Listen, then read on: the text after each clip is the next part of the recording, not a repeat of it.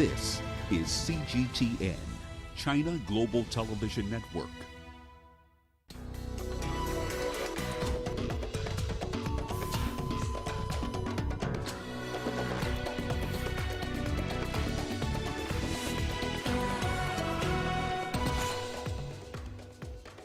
Taliban and U.S. officials hold first talks since the Afghanistan withdrawal.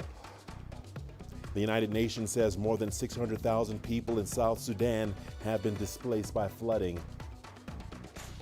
Tanzania receives more than 1 million COVID-19 vaccine doses from China's Sinopharm through the COVAX facility. Hello, welcome to Africa Live. As always, great to have you with us. I'm Richard Nta, live in Nairobi. And for those of you joining us from across the continent and around the globe, we thank you for joining us. Let's take a look at other stories making headlines this hour. In sports, meet the self-styled South African drifting king who is spinning the sport into the mainstream arena. Once again, welcome to Africa Live. So good to have you with us. So let's begin where the United States representatives have been meeting with Taliban officials in Qatar. These are the first in-person talks since the U.S. pulled its troops from Afghanistan in August. Afghanistan's acting foreign minister, Mullah Amir Khan Matiki, said a focus of the Afghan delegation was humanitarian aid. Washington says it will press the group to respect the rights of all Afghans, contain extremist groups, and ease the evacuation of foreign citizens. All right, let's get a little more on this. We have Lazima Gomez, who joins us from Doha with more updates. Lazima, welcome to Africa Live. Thank you for joining us. What more can you tell us about the latest meeting? Well, in the hope to start a new chapter, Taliban delegations and U.S. officials started talks today in Qatar that will go on till Sunday. Senior Taliban officials and United States representatives have discussed opening a new page in their country's relationship, according to Afghanistan's acting foreign minister, Amir Khan Muttaqi. Afghanistan's acting foreign minister said the focus, of course, of the Afghan delegation was humanitarian aid, as well as implementation of the agreement the Taliban signed with Washington last year, which paved the way for the U.S. final withdrawal. The minister said that Taliban has asked the U.S. to honor the 2020 agreement, as well as lift all bans on Afghan central bank assets. The U.S. Taliban agreement of 2020 demanded that Taliban break ties with terrorist group and guarantee Afghanistan would not harbor terrorism that could attack the U.S. and its allies. The Taliban has said it does not want U.S. anti-terrorist assistance and warned Washington against any so-called over-the-horizon attacks on Afghanistan territory from outside the country's borders. Afghanistan's acting foreign minister also said that the U.S. would offer Afghan people vaccines against COVID-19. A spokesperson of the U.S. State Department said that the meeting did not indicate that the United States was recognizing the Taliban rule in Afghanistan. He also added that their key priorities remain the safe departure of U.S. and Afghan citizens out of Afghanistan, and also added that another goal was to urge Taliban to respect the rights of all Afghans, including women and girls. According to Al Jazeera, the Taliban delegation will later meet representatives of the European Union. From the sound of it, it seems like both US and Taliban harbor very different expectations from the negotiation.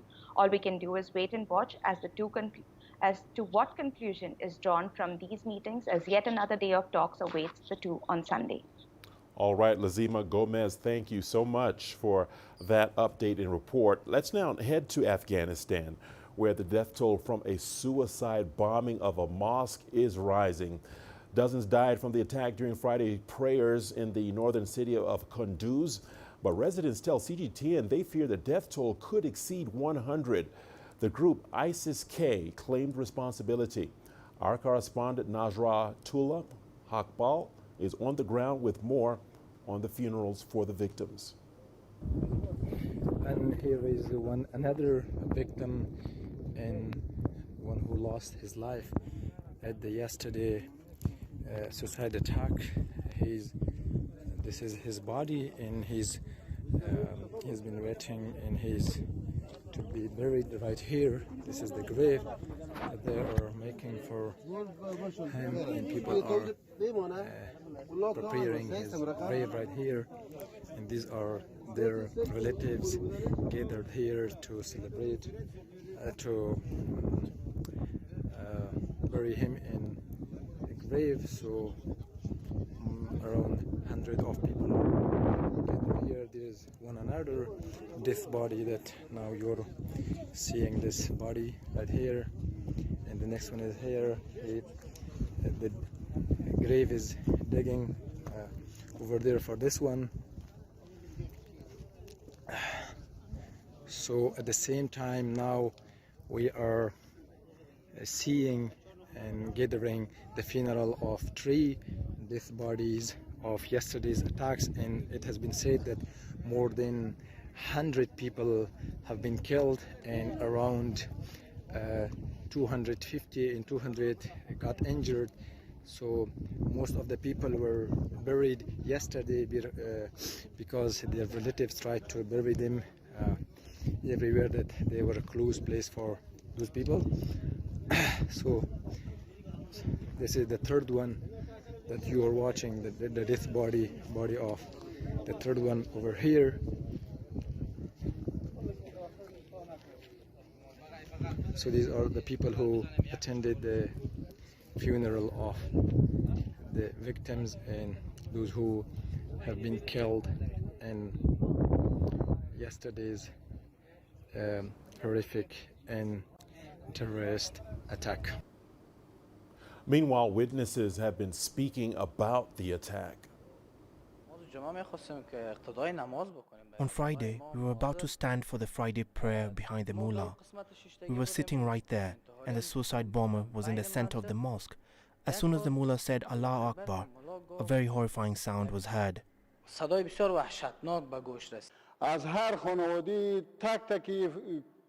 One or two persons from each family in this area are either martyred or injured. Even when we took the injured to hospitals, they didn't admit them. At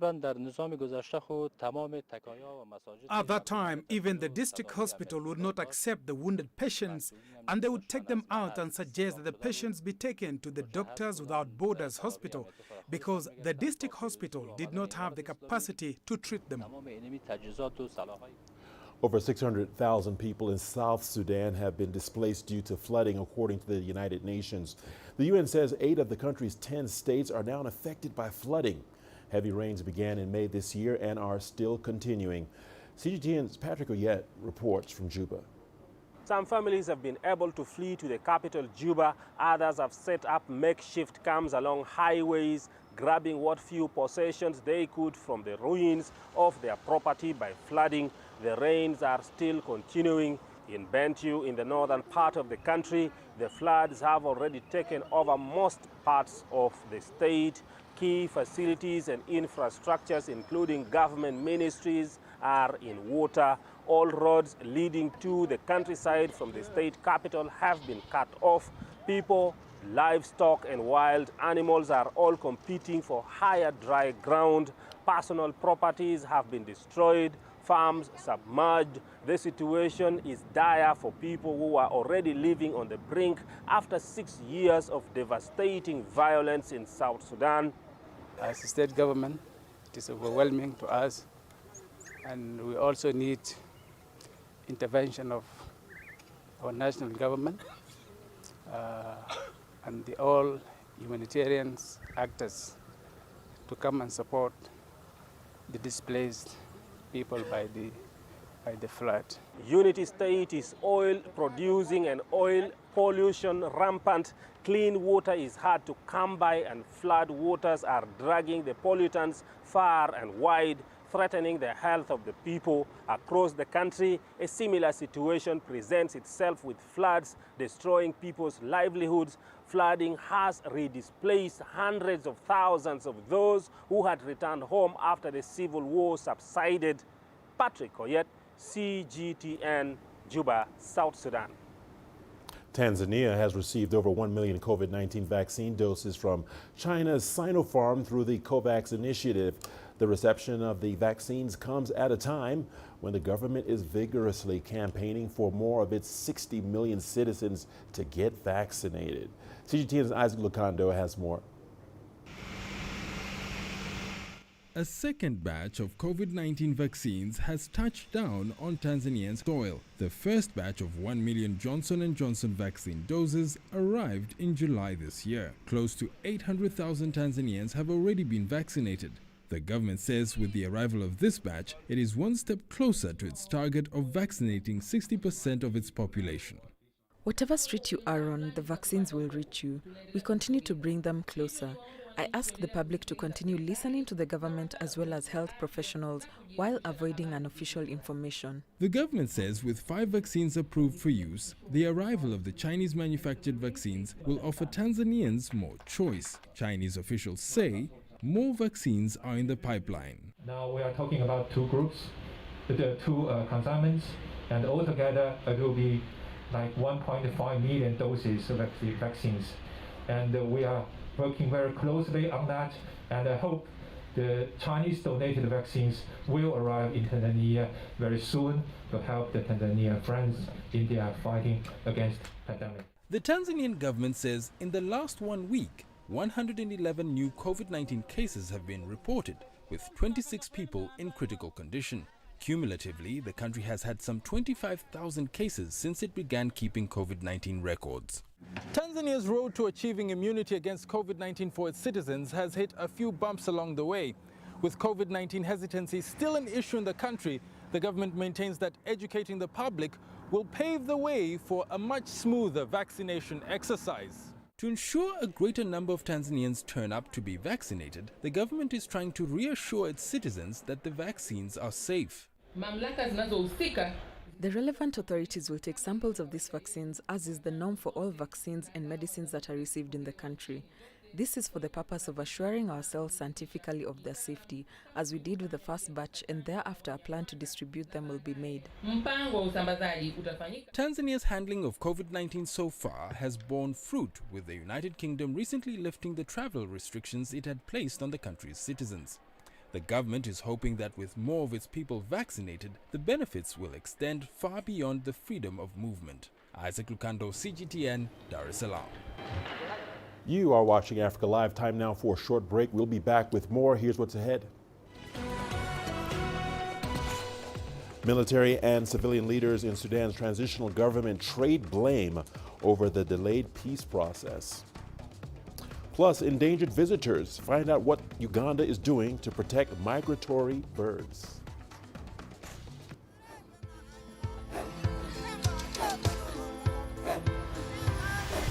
Africa is a continent of diversity, with varied climate and enchanting geography, and a people so distinct, but with a shared enduring spirit. We are at the heart of the continent to bring you the untold stories. Let's have a look. We celebrate Africa as it shapes its own destiny. Aden, Tunis, Cairo, Juba, Johannesburg, Ethiopia, Tanzania. Africa Live. Find your voice. I try to not let it affect me, but there are days when it does. I'm a human being, and to see patients in a hospital bed and their family members are not there, there's no one there to hold their hand, that human touch, you know?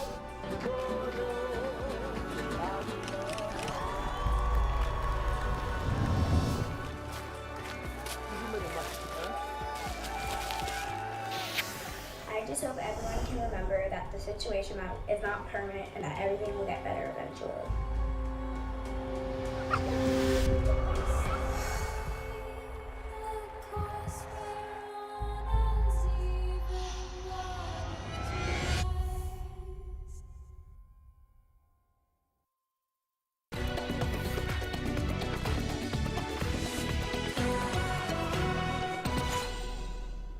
Welcome back to Africa Live. Thanks for staying with us. The Democratic Republic of Congo has announced a new case of Ebola in its eastern province of North Kivu.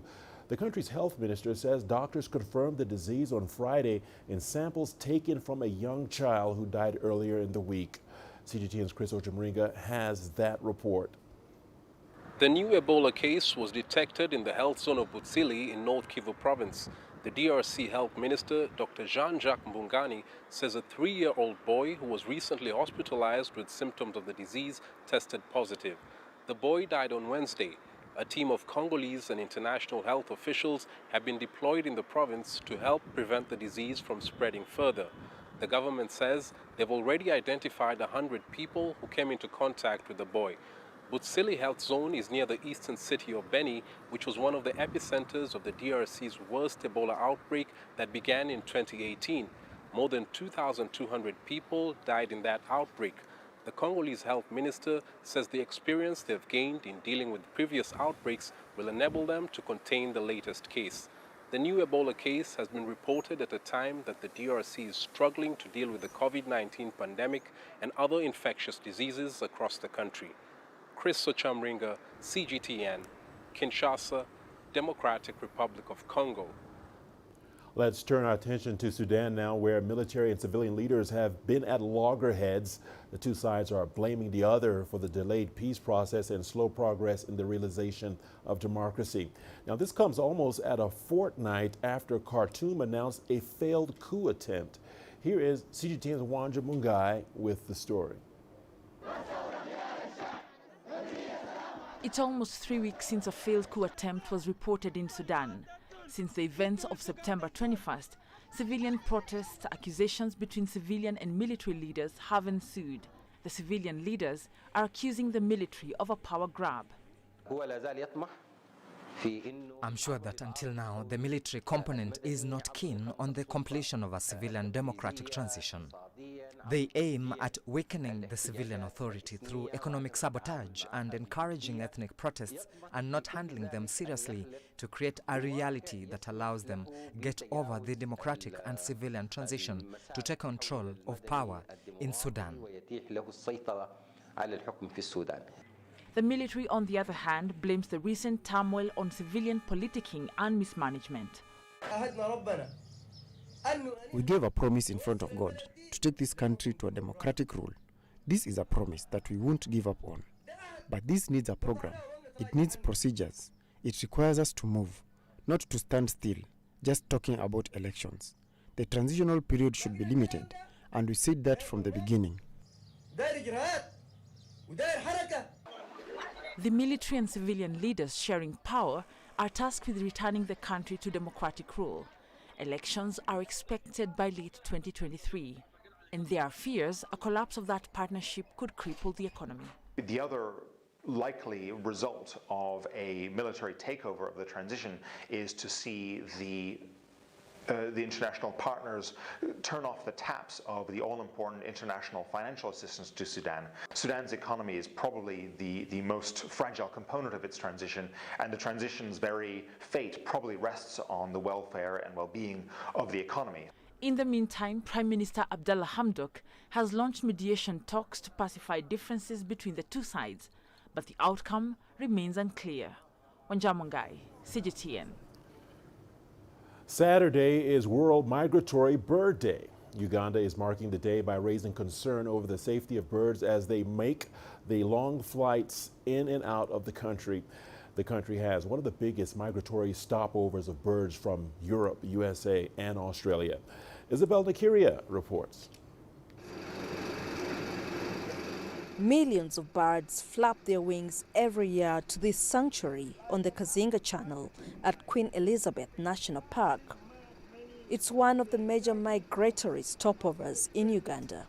On a particular day, you find we have got more than 100 to 500 species.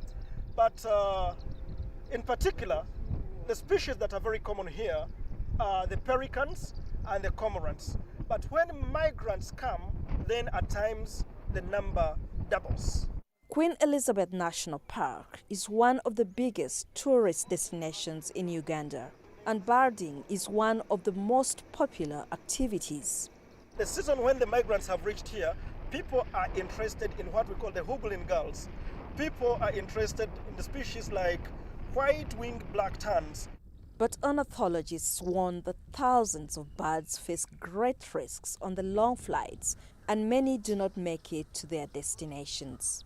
We must join the rest of the world who actually are fighting bird shooting in some parts of the world, especially birds flying from Europe. When they are crossing some countries near North Africa, they shoot the birds down as the game, as something they do. We should discourage that. In Uganda, it shouldn't happen. In Uganda, the birds' habitats are also under threat, causing fear the birds may change their migratory pattern. There are over 1,000 bird species in Uganda, but there's growing fear that if their habitats are not well protected, some birds may go extinct. Some of the birds in Uganda, like the shoebill, are endangered. For these birds to come here and go back, they must find good habitats, they must find good forests, they must find good wetlands, they must find good unpolluted lakes. Otherwise, if they don't, then they will not be able to go back to breed, and then if they don't breed very well, then the breeding population will go down, and then we shall lose the species.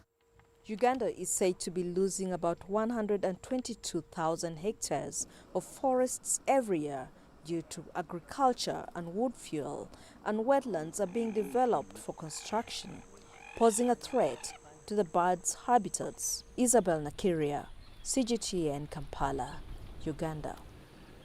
And we are not done just yet. We've got your sports news coming up after the break. Here's a peek at the headline.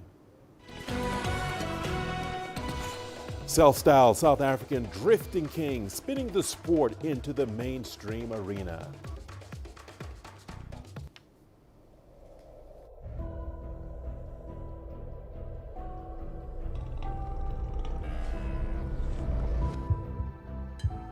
It's just taken me completely out of my depth, but at the same time it's exciting. It's new, it's different, it's a challenge. It's really exciting.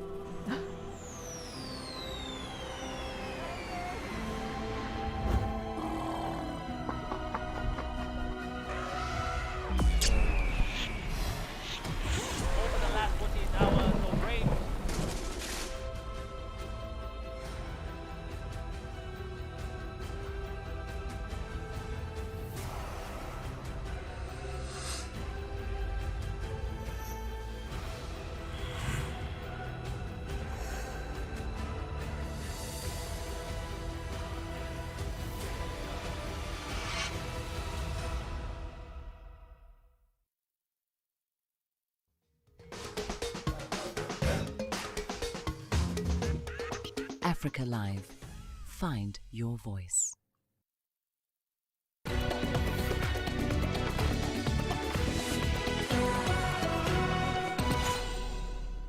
Welcome into Sport on Africa Live. South Africa's #1 spinner is determined to change how people feel about the motorsport that many still perceive as being a gangster's pastime. CGTN CS Duplessis caught up with the self-styled king of drifting, Sam Kaliso Tubane, popularly known as Sam, to find out more about his quest to take the sport mainstream. The smell of burning rubber fills your nostrils. Your ears are blasted by the sound of roaring engines and the screeching of tires, and your eyes simply can't believe what they're seeing as you take in all of what is happening as reigning South African spinning champion Sam Kaliso Tubane puts his modified car through its paces. Spinning just brings, I can say, all happiness to me.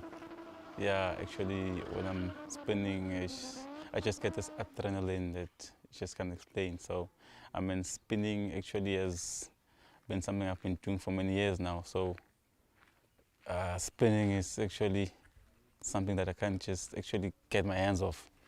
The 23-year-old is determined to change the way his sport is perceived in South Africa and kick the notion that spinning is exclusively an underground scene for nefarious characters. I know that a lot of people still believe that spinning is a gangster thing, but I'd like to actually change that mindset that people have about spinning. Spinning is not a gangster thing. Well, it started long back in the streets, and yeah, was kind of like a gangster thing, long back in the 19th. The business management graduate who started spinning as a 12-year-old feels that he has a responsibility to educate aspiring boys and girls about the dangers of spinning. As an amateur, please get someone to actually teach you how to do it properly. And stay away from the streets. Just go to a proper venue. Get yourself some lessons and can like be able to control the car, unlike just going out in the streets and just causing problems. The 2021 Red Bull Shai Moto champion knows he is a role model to many boys and girls in his community and says it is a privilege to entertain his people with his performances. Being a role model to my community actually is something that just means the world to me. Yeah, it's actually something that I can say I've kind of like worked for. Yeah, so it really means a lot to me being someone that their community looks up to. Spinning is regarded by many as the art of controlled chaos while creating entertainment. For Sam, it's more than that. It's a way of life, a way to express himself. It is his hobby, his passion, and what gets him out of bed each morning, and is rooted deep in his DNA. Every time he gets behind the wheel, he aims to uplift and inspire a new generation of spinners that will continue to entertain and take the sport to new heights. CS du Plessis, CGTN, Hazy View, South Africa. Thousands of masked runners gathered in a conventional hall on Friday to pick up their race bib numbers and other supplies for the 12th running of the Boston Marathon. Everyone participating in the race is either vaccinated or test negative for the coronavirus, as everything else around it has been changed by the COVID-19 pandemic. Runners are required to stop by a tent to verify their vaccination status. Unvaccinated runners can take a rapid test that would allow them to pick up their bib number. The biggest changes are a field that shrank by more than a third, from over 31,000 runners to 20,000 people. Race organizers are expecting a total of just over 18,000 people